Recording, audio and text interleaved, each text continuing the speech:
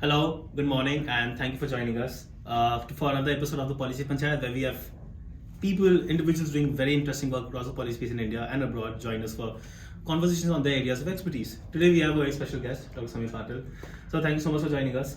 Big fan of your work personally as well. Before we let him introduce himself, quick heads up: he went to JNU. He writes a lot on tech policy, cyber warfare, and these broader technology areas, right? That's coming up in the digital realm. He also works with the Observer Research Foundation, primarily based out of Bombay. But of course, you can read his work and sometimes find him all over the country, right? He's often traveling, meeting people, being a part of all sorts of very interesting events and discussions. Why don't we begin with an introduction of yourself, sir? So thank you so much for inviting me. So I'm Samir Patil. I'm a senior fellow at the Observer Research Foundation, which is the number one policy think tank in India. Before that, I was with another think tank in Mumbai called as Gateway House. And prior to that, I was for 5 years in the National Security Council Secretariat, handling counterterrorism and regional security risks. In terms of academic background, I am from JNU. I've done my master's, MPhil, and PhD, most recently from the Jawaharlal University. But I've been all along a Bombay boy, so dabbled with some policy and government work in Delhi, but eventually decided to come back to Bombay. Thank you. Thank you so much, sir. We have a range of questions that we'll have for sir, right? A lot, mostly related to his area of work, but a few also on career aspects, right? That people can take up in this space. Because one thing I keep telling people, and I hope to be proven wrong, that unless you work for the GOI, at least in IR and all, there's very little scope for someone to build a career. It's very state-driven in India, at least, right?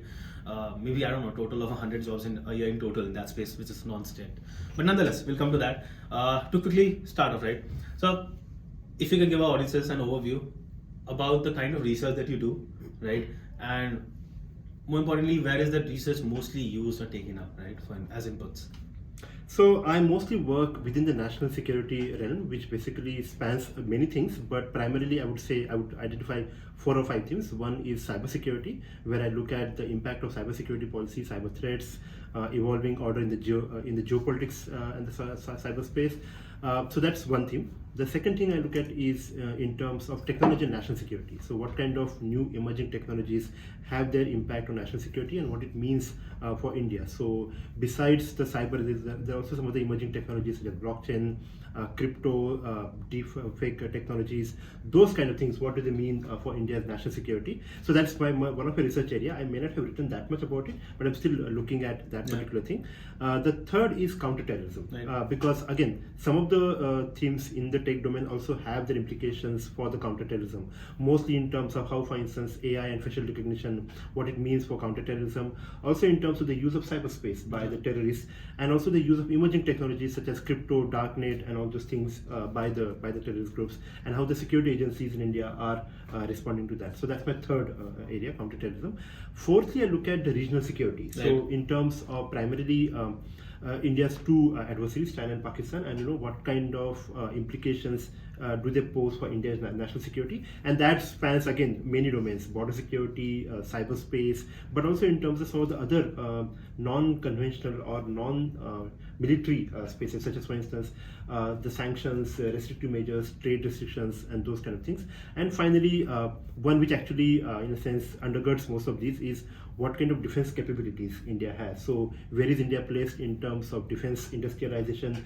What is India producing domestically, and what kind of stuff it imports? And what it means to have a defense research and development partnership, or tech development partnership with some of the like-minded countries. So broadly, those are the 5 areas that I look at. Maybe they can sound like really vast, but I've been working on these areas for the past 10 years. That's number one. That's a very impressive list of areas to focus on. But I'll quickly come to something which is more of a personal question, because I read a lot about this and it's just really fascinating. One of the key attributes about cyber warfare, that's something we'll come to, is the lack of attribution. Correct. Right? How does that work? Like, if you can't attribute a particular cyber attack, right? And just to give some context to audience, right? Maybe so you can give that as well, right? Like what the whole term overall means. But how do we solve for that? That's what I'm trying to understand. So if you see, basically in the cyberspace, what we call is the problem of attribution, which means that basically the state actors or the hackers, in a sense, direct the malicious traffic, the viruses and malware to other countries or their adversaries' computer networks, national or commercial, by taking advantage of the fact that this malicious traffic is routed through multiple countries' servers. So in a sense, it becomes really difficult for the victim country to identify where did the traffic originate from. Of course, over the years, some countries, such as in the West, especially the United States and some of the European countries, have actually made an effort to identify the technical parameters of that particular traffic, so they can at least give a technical evidence to say from this is where the traffic originated from, the attack originated from. But in terms of attribution, there are three elements. One is basically the technical analysis. Then second is the legal element, and third is the political part. So what we have seen over the last few years is that many countries have actually achieved the technical capability, and then they have been able to put that evidence to the legal scrutiny, because the courts should be, in a sense, convinced, that okay, if we want to put some kind of restrictive measures or we want to, take some punitive action, this evidence that the security agencies have brought to the table, it is actually, it can be scrutinized and it is actually verifiable. But the third element is the most difficult, which is the political part. You may have technical evidence in place and you may have done the legal scrutiny done, but if the political leadership of the country is not willing to attribute that attack to any particular state actor, then that attribution is not complete. Again, what we have seen over the years is that countries have technical evidence, they have put it to the legal scrutiny, and now more and more governments actually have shown that willingness to attribute that to a particular state actor. We have seen that primarily again in the West, because the intensity of the cyber attacks against their computer networks has increased in the last few years. So they have actually shown a willingness to stand up to the adversaries and say that that so and so has carried out the attack. So in a sense, what I call is naming and shaming kind of a technique. But the one final point on that attribution is actually, it is still difficult for you to establish that link between a particular hacker and that country's government. How do you establish that link? And that is, in a sense, still, in a sense, an unresolvable dilemma when it comes to the attribution.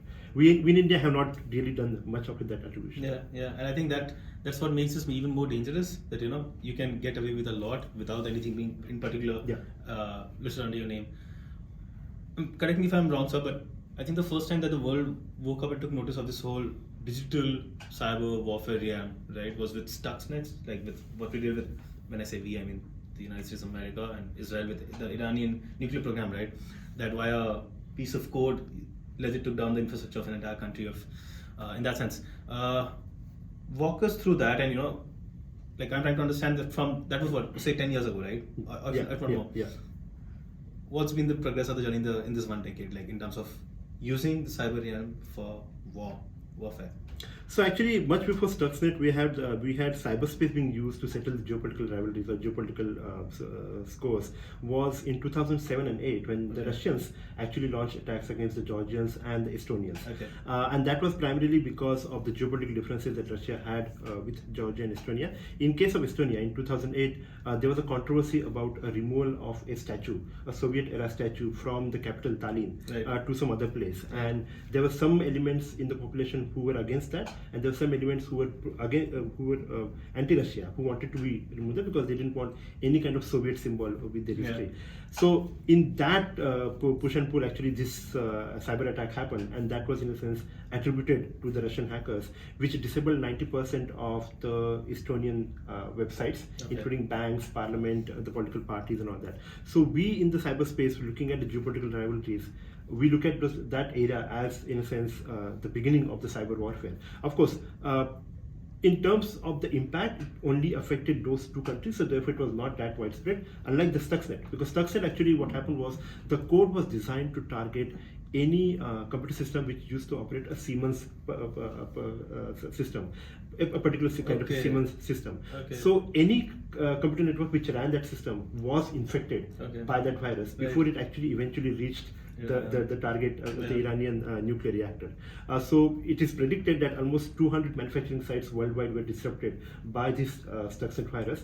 And to speak of India, actually, India was the third largest victim of the Stuxnet virus after Iran and Indonesia. And we had some minor disruptions in the ONGC oil rig, some of the pipelines in Gujarat and Haryana. So we had seen those minor disruptions. Of course, they were not that much serious, but the fact that the virus spread through our network so rapidly, in a sense, brought forward that concern of the critical infrastructure.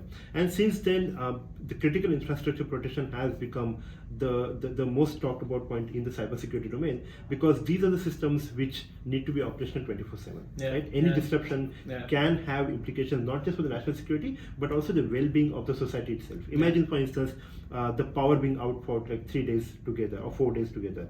Or for instance, cities not receiving water because of the cyber attack, or waste management systems not getting functional, or for instance, your traffic systems not getting not working. So more than the disruption of these, the cascading effect of these, will have even more serious implications. Power not being available means, that some of the other sectors which are available, which are dependent on these crucial thing, can actually also get disrupted. So we have seen countries are investing more and more in terms of critical infrastructure protection, but at the same time there are still some gaps which are remaining. And the hackers actually, it's like a cat and mouse game. You try to close some loop, the hackers will find another loop to capitalize into, which is what happened exactly, for instance, in this case of the recent attack that we saw on the AIMS. Right, the ransomware attack. Even though we have made critical infrastructure a priority, we did not really see hospitals or the healthcare facilities as being a primary target, because our focus was on some of the other major critical infrastructure. But actually now, in the last 2 years of the pandemic, the hackers are actually now targeting that critical infrastructure which is needed to fight a pandemic, which is basically a hospital, healthcare facilities, as well as all the vaccine research centers. We have seen some prominent attacks targeting the vaccine research centers. So even though this critical infrastructure protection has become a primary agenda for cybersecurity, we have hackers who are adept at this game, and are trying to find as many gaps as possible. I'll just build on that what you said, sir, because the Discom companies in Maharashtra recently were attacked by what the government tells us were Chinese hackers. In fact, this happened across multiple states, if memory serves me right. It was very, very funny in the sense, in the parliament, the government is like, no, this did not happen by a Chinese hacker or something, at least initially, but in public, state regulators and authorities are like, no, these were Chinese hackers, so some quasi-attribution, right? Anyways, what I'm trying to understand is that in India's National Security Council, there is now a group more focused on cybersecurity and these broader areas that you're talking about. What's been the progress? What's been our attitude and approach towards this? Because we remain more vulnerable than most people think in that sense, right? Ours is an open internet, broadly speaking, by and large, right? And let's just say we have very peaceful neighbors who are utilizing, deploying these tools because very low cost, very highly effective in that sense, right? Imagine shutting down power systems wherein hospitals go out of line, right, for an entire day. So stuff like that. So what's been our approach and attitude towards these issues? So I would say, that in the last 10 years, actually, the government of India has made cybersecurity a policy priority, which is simply evident from the fact that the amount of regulations, measures, and the agencies which are being created, it shows, that the government is seized of the problem. So just to run a laundry list, in 2008, we had the Information Technology Act, 2002, which was amended in 2008. We had National Cybersecurity Policy, which came out in 2013. We had the post of National Cybersecurity Coordinator being created in 2015. We had the National Critical Information Infrastructure Protection Center, NCIIPC, after the Stuxnet infections being created in 2014. Then we had several sector-specific technical advisories coming from the Computer Emergency Response Team as well as from the Reserve Bank of India related entities. So that shows, that we are actually taking a lot of steps. And again, in the last few years, we have also made a special emphasis on improving the cyber forensics, because in any cyber crime investigation or cyber criminal investigation, retrieving the evidence and scrutinizing that evidence is actually a very timely matter, because that digital evidence can be erased in one go. So how to improve our capability, how to improve our forensic capability to retrieve that evidence, examine that evidence, is something which we are lacking, and we are taking steps to improve that particular capacity, which means the government is seized of this thing. But even we are talking of India, but even the US, US also, despite being such a tech advanced power, faces barrage of cyber attacks on a daily basis, and there I would say the penetration of the cyber attacks is even more serious as compared to India's. So because I come from the counterterrorism field, sometimes that allegory is very important. Is that the security agencies should be successful 100% times. the terrorists have to be successful only once. Yeah. So similar is the case in the cyberspace. You know, Yeah. that the security agencies can take 100% of the effort, but if the hackers or the hacking syndicates find 1% of the gap, they will be able to capitalize on that. And the fact is that in many of these cases, we have seen one critical vulnerability, which is basically the lack of cyber hygiene. Because India is the second largest internet user base in the world, 700 million plus, just next to China, and this is the first generation internet user, right? So they really don't have that kind of awareness of cybersecurity threats. They don't know what are the safe practices when it comes to the internet, and that, in a sense, acts as an enabler for many of these attacks, because if a through phishing attempt, the hackers are able to successfully install a malware on a computer, then that computer can actually act as a gateway to many of the other systems, and eventually find a way to a system which is vulnerable. So that remains, I would say, a critical gap. So I would say, that overall the government has taken many steps, but the problem, just keeps getting evolving and advancing, which means the government has to be on its toes in responding to the cyberspace. But it is not just a cyberspace. I mean, overall what we have seen is that the capacity of the state in responding to the advancing tech challenges is that the regulations are always on the back foot, right? Because we're still in the catch-up mode, and that is and that, in a sense, I would say that's the reality of the tech and the cyberspace. And I'll just add one thing to that, sir, that since I work in tech policy as well, and I read a lot of others, that our approach towards governing product tech policy issues in India has been to be very oddly specific about the laws we make, instead of regulating them on the basis of fundamentals and principles. Correct. Tech evolves faster than any regulator can, any parliament can legislate. So regulate them on the basis of principles and fundamentals, guardrails, right? Yeah. Instead of getting to specifics that you do this way, and doesn't work. Right? That creates more issues for both the regulator and the governed entity. I'm sure you must be studying, sir, what other countries are doing in this space, right? I'm talking about governments in particular to respond to these challenges.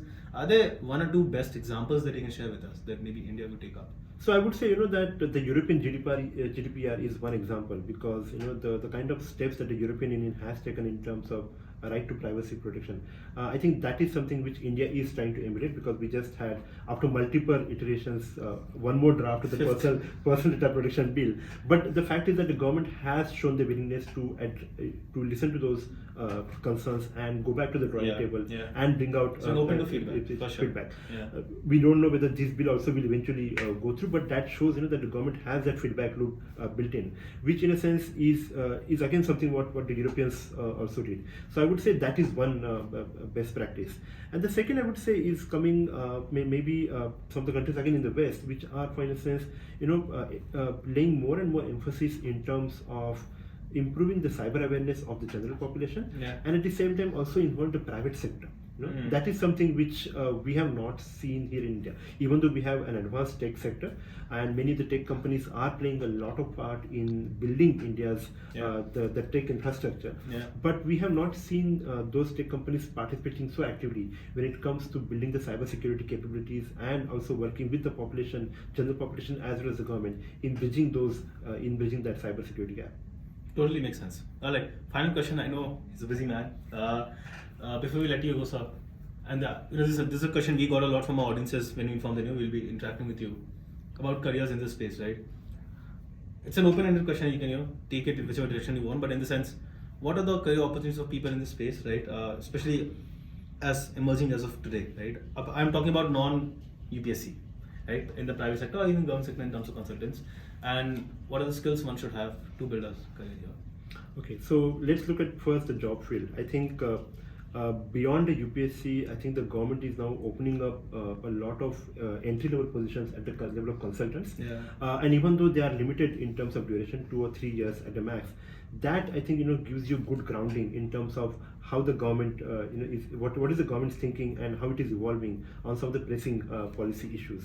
I would say that once we get that experience and we come out, we realize actually that the public policy community in India is actually, in a sense, falling behind what the government is thinking, because especially in the last few years, what we have seen is the government is being very much ambitious in terms of what it wants to achieve. Now, whether it achieves or not, that's a different story, but at least it has shown that ambition in terms of thinking, and the public policy community is still seized of the regular policy challenges. But so that is one, I would say, the consultancy level positions at the government. And I would say other than that, in the non-government sector, I would primarily list in terms of the think tank space. 10 years ago, when actually I made a transition from the government to think tank, I was not very sure whether I can make that career in the think tank and public policy space. But I would say right now, this is the best time to get into that, because the kind of exposure that you get in terms of the public policy challenges and the kind of tasks that you get to do is something which you will not get in a typical 9 to 5, even if it's a corporate kind of job. So that's one. The second is obviously in terms of teaching. Again, teaching opportunities may be limited, but again, especially the private universities are now giving you the option of exploring. So going beyond the conventional space subjects, you can actually now have many more non-conventional subjects related to public policy, which you can actually teach, and that in a sense is opening one more field. Third is the risk analysis field, which as India's global engagement is growing, the Indian companies are also looking at the world and evolving their and evaluating their opportunities, and that also gives some space for those students who have studied international relations or public policy or the political science, or even from other kind of fields subjects. They can actually get into this field to make a sense of that particular domain. And the fourth is actually the international organizations. Again, these are consultancy types of jobs, but they also give you that option of working with an international organization or intergovernmental organization, but on the public policy issues and with much wider scale. So those are some of the options which are there. Now, in terms of the skills, I would say, in India, we sometimes tend to take this for granted that we know 3 languages: Hindi, English, and one of your regional language. But I would say, that probably having one more language would actually be an asset, and that language actually you can choose as per your own area of interest. For instance, in the field of counterterrorism or in the field of security studies, studying a language such as Arabic or, for instance, Urdu or Persian, will give you that kind of advantage which other languages would not. The second is in terms of, even if you don't have an interest or even if you don't want to keep up with the tech space, ensure that you are somewhat well versed with these the advancements in tech, because ultimately now today everything that you do has an interface with the technology. So that is something which probably would also do well. And the third is, in many of these fields, writing is the key. So again, 15 years ago when I ventured into this field, we didn't have that many writing opportunities. But today, actually, youngsters have the opportunity to write on public platforms. So I would say, use that option, use that platform, so that you can improve your writing. And not just get into the opinion kind of pieces, get into the properly researched pieces, because that you do a deep dive on the subject, because that is only going to give you a good understanding of a particular public policy, and what is it lacking and how you can bring a change into that. Couldn't agree more, sir. One quick last thing, which is, what would you suggest, what sources would you suggest that our audiences read from to learn more about this field? What do you refer to? So I refer to the mainstream news sites, but what I do is that one thing that I do is that if I'm writing or studying a issue which is beyond India, I would try to use at least the local English language sources to begin with. Right. So that gives me a much better understanding than, let's say, an Indian news site, a website, let's say reporting on Pakistan or reporting on China. I would actually go to the Chinese sources. I would go to the Pakistani sources, or the Dawn, the Nation, and those kind of things, to actually understand about what is happening in that field, because they would have that kind of on-the-ground assessment, which the Indian news sites will not be able to do. And even when I'm writing, I try to ensure that I actually use those sources rather than the Indian sources. Not to say that the Indian sources are not useful, but it actually gives your research a different kind of orientation when you use those English local language sources. And today, actually, there are many more English language sources available, even for other countries. Right. So you should use those sources. Yeah, no, absolutely agree, Mosa. I think that was that in terms of conversations with Samir sir. Again, if you have any suggestion in terms of guests that we can get, any subjects you should cover, let us know. Do all in the comments, and we'll see you very soon. And thank you again, sir, for taking out the time today. It's been a pleasure. Take care, please, and thank you, ORF and Adhika, who's behind the camera, for putting this together. Take care, bye-bye.